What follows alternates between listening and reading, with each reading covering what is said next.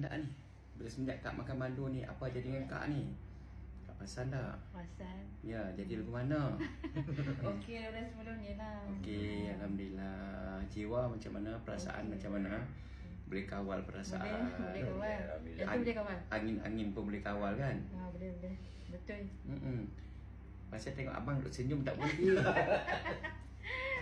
Beza lah. Beza lah. Hebat dah sunnah Nabi ni.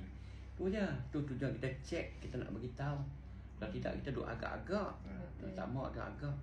Dah saya cuba kan tak ada contoh dah. Orang lain dah dia naik sikit-sikit je.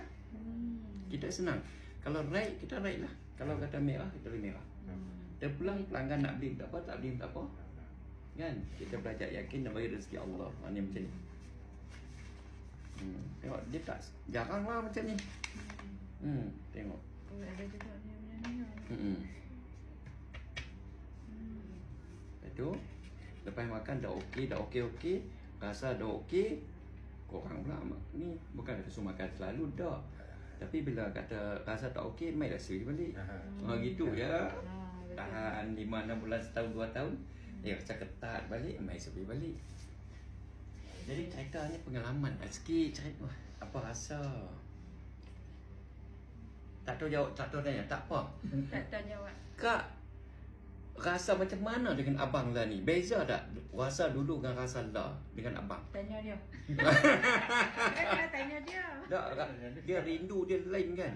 Kita nampak positif, kita nampak kesian, kita nampak sayang. Kalau dulu kita nampak angin. Kita nak perongoi, kita nak geram. Betul lah. Betul kan? Betul. Yes. Ajaibnya madu dan sauda ni dia cuci minda kita, saraf kita, dia delete buang hak mana yang karut-karut tu, hak yang pening-pening kepala tu. Betul. Cumanya tunggu cut pink je. Cut pink ni baby baru. Ingatkan kat pin apa? Boleh lagi ni.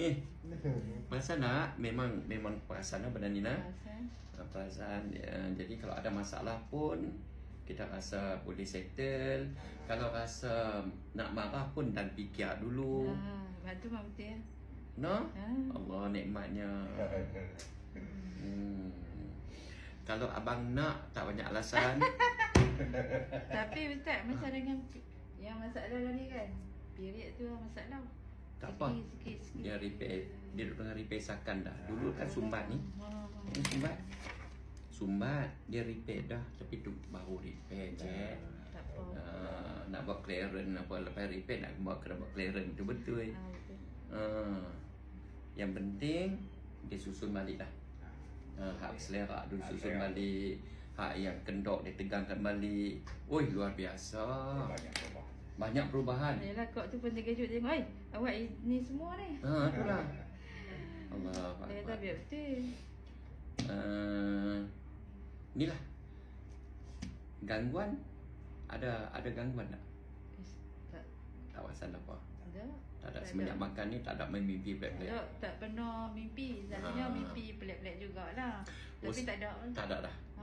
Maknanya tidur lena. Tak ada mimpi-mimpi Yalah, lepas dodoi. Lepas dodoi lena nyenyak elok. Maknanya kalau sebelum Kak makan madu, Kak ada mimpi pelik-pelik, bermakna dalam badan Kak ada gangguan. Dan bila Kak makan madu ni, sodak ni, kita ada doa untuk halau dia. Dia pi dengan selamat tanpa melawan. Kalau duk mimpi lagi teruk, bermakna dia melawan. Tak nak mimpi lah. Tak nak mimpi dah. Tak. Terima kasih ya Allah. Yes. Semoga ceria bahagia. Semoga sentiasa ceria bahagia sampai mati. No, doa elok no, insya-Allah.